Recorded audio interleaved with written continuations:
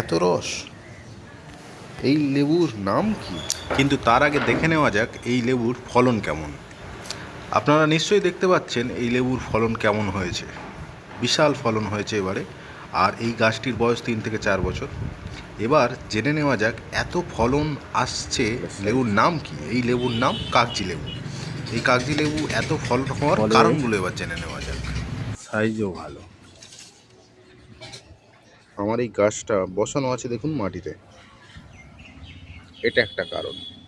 একটা জিনিস দেখুন, গাছপালা কাটার পরে আমরা এইখানটায় ঢিবি করে রাখি যাতে এরকম ন্যাচারাল কম্পোস্ট তৈরি হয়। এটা আমার বসানো আছে এই দিকে। আর এই ওপরটায় দেখুন চারিদিকটা একদম ফাঁকা, সানলাইটটায় প্রপার পায়, এটা একটা কারণ।